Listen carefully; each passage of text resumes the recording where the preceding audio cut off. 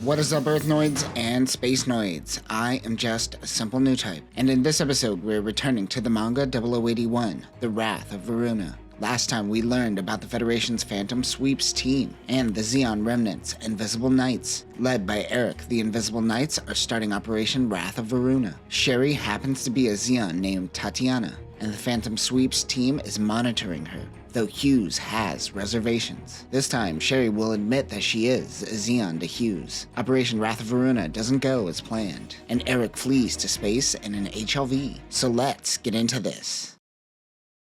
Operation 41, also known as the Operation to Take Back California Base. Remember, California Base is a series of bases on the West Coast, but the West Coast in this situation includes half of Canada, half of USA, and all of Mexico. Zeon never ventured too far south because of Jabril and Brazil. Hughes helped with the push, which started in New York and continued all the way to California over a long period of time. It eventually turned into a stalemate once they reached California, somewhere near Mount Shasta. Hughes and his squad has been fighting for over a month. He has been piloting the RGM-79AS. This is the Jim Spartan. Just kidding, I think this is a typo on the translator's part, and it should be the RGM-79G or the RGM-79GS, which is the commander type or the commander space type that we do see later.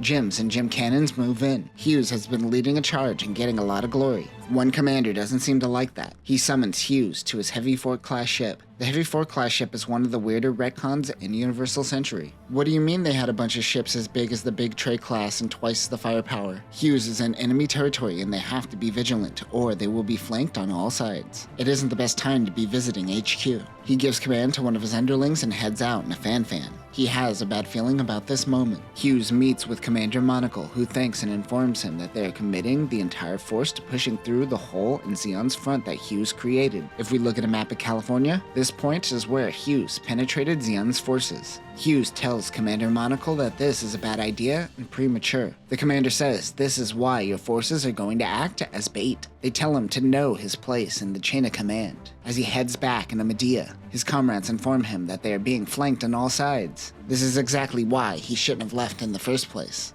Luckily, he has his mobile suit with him. The comms are filled with his comrades giving up hope. He drops down in a gym command. He comes in to help, but he is too late. His entire team is slaughtered. It took the Federation another 2 weeks before they were able to completely take back control of California Base. To cover up just how many deaths there were on the battlefield, they promoted Hughes and made him a hero. This is why he led his men to slaughter, and why he is kept up all night with his nightmares. We return to the present in New York. They are overwhelmed and they should pull back, but Godwin rejects this and orders them to hold the line. Hughes doesn't want his men to be slaughtered like in the past. They use the power of teamwork to take down the forces. On a private channel, Mao tells Hughes perhaps this will calm down the nightmares. Suddenly, one Zaku gets up. Everyone was able to fire on the Zaku, but it was able to get a few shots off, hitting Hugh. At that moment, Godwin gives them a new mission. Zeon remnants are making big moves. This isn't like the Zeon guerrillas they have been fighting. This is something bigger and more coordinated. Eric states that Operation Wrath of Varuna is in full effect. Hughes is still breathing. They get a medic. The attack that happened at New York was coordinated. Many other cities were hit at the same time. The Phantom Sweeps worked with regional forces to snuff out Zeon remnants, but it seemed like they were one step ahead of the Federation. Morale has been low since they lost Hugh, who succumbed to his wounds. Oh good, now I don't have to confuse Hugh and Hughes. Godwin tells Hughes of Operation Wrath of Varuna. They know it's a continent-wide operation, but unsure what it is. Hughes heard this on the radio as well. Their goal seems to be to wipe out their radars, which is their eyes in the sky. Their next target is Augusta base, and it may involve nukes. The Phantom Sweep's mission is to directly handle any nuclear threat. The commander tells them to watch after Cherie. Now would be her time to attack. Hughes believes in his people, but this idealism will get more people killed, just like last time. Rob Hartley asks Hughes if he could use Cherie's G-line. He says that Cherie is always hesitating and doesn't seem to take action. Even Rob could see something is up with Cherie, but Hughes yells at him and tells him to have more faith in his comrades. Cherie has a sexy sad shower. She flashes back to her and Eric talking about shooting stars. Hughes comes and talks to her. He wants her on his rear guard in the upcoming mission. She blurts out that she is Zeon. Hughes says, "Did you say something?" "Nope, I didn't say anything. Good night." The Invisible Knights begin their attack on Augusta base's radar systems. Tatiana/Cherie should be linking up with them at any moment, but she hasn't. Eric wants to go find her, but they have to focus on their mission at hand. There is one more radar installation that the Invisible Knights must take down. They're able to take out all but one. The ground mobile suits won't make it in time, so the GAL will handle it. Hughes spots the GAL and realizes it's a suicide bombing. There are probably nukes on board. They need to run away from the potential nuclear blast, but Hughes rushes in. Hughes gets a shot on the GAL, but it helps crash into Augusta. It explodes, but it isn't a nuclear explosion. Cherie says that something bigger is coming. She admits that she is a spy. Hughes shoots down her sensors, deactivating her mobile suit. Filene counts down, but once it reaches 0, nothing happens. Something must have happened with the lunar fleet. The Invisible Knights fire a retreat flare.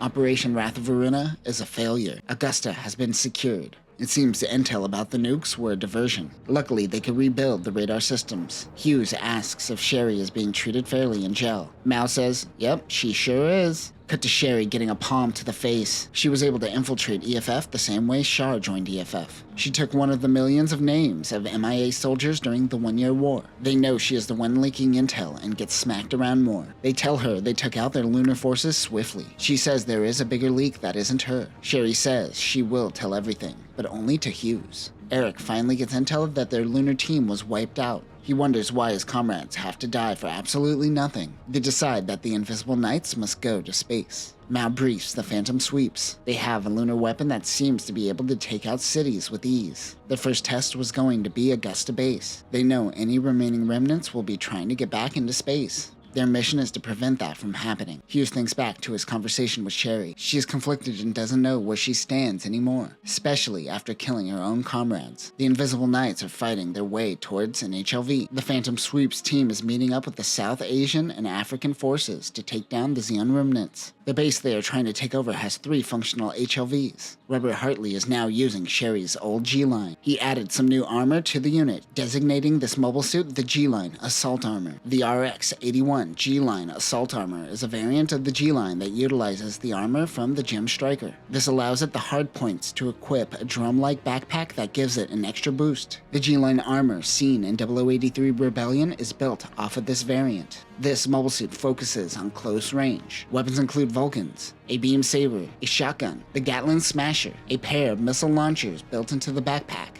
an assault cannon, and an assault shield. Mal reminds them that the more ground Xeon loses, the less they have to lose. They are getting desperate and their desperation can be dangerous. Outside of Cherie's cell, something goes down. The door opens to reveal the nurse is also a Xeon spy. Her real name is Yuri. Cherie wants to stay, but Yuri says that isn't an option and drags her out of there. She tells Cherie that the Wrath of Varuna is still in full effect. All efforts are now put into getting the Invisible Knights into space. They steal a saberfish and take off. At the base, Hughes and his team have taken out one of the HLVs. Eric and his team has to pull back even though he wants to fight Hughes. Christo tells him that the Ifrit is useless in space and he will have to leave it behind. He is also staying behind to find his sister Tatiana/Cherie. Because of this, he will pilot the Ifrit to protect them. The saberfish boosts into the stratosphere and dives down towards the base. The Phantom Sweeps takes down the HLVs, but something doesn't seem right to Hughes. The saberfish comes to the base to see the HLV wreckage. It is suddenly shot down by a Zamel? Wow, you don't see the Zamel too often. The two eject. Cherie is able to find Bob Rock, who lets her help, even though she is the spy. Hughes finds out that there is a 4th HLV. Xeon also self-destructs the base. That is when Hughes approaches the Ifrit knocked.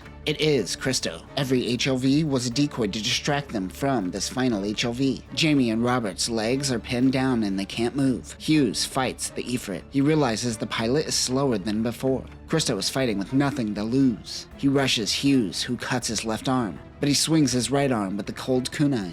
Suddenly, Cherie tackles the Ifrit. She apologizes to Eric, but realizes it is her brother. The two fall into the base, which then self-destructs. The HLV takes off and Eric yells out for Christo. Even though she was a spy, the team is bummed out after losing Cherie. The Phantom Sweeps are to return to Augusta base immediately. They head to the base where Godwin shows them the Thoroughbred. This is the ship used by Ford and Luce during the 1-year war. Now it will be used by Hughes. Not only that, he has been assigned the 7th Gundam to help take down the Xeon remnants. And that will do it for this episode. I like how Operation Wrath of Varuna relied heavily on a space team that failed miserably, and the Invisible Knights essentially said, screw it, I'll do it myself. Hughes doesn't want to lose any more comrades, so much so it is a detriment to the team. Next time, Hughes heads to space and pilots the Gundam for the first time. Eric's HLV is picked up by a Papua-class ship, and he pilots a Galgoog. And Bob Rock will work with Annie Brevig, who is still a mechanic on the Thoroughbred. But that will do it for now, new types. Remember, don't tackle your brother into a fireball. Peace.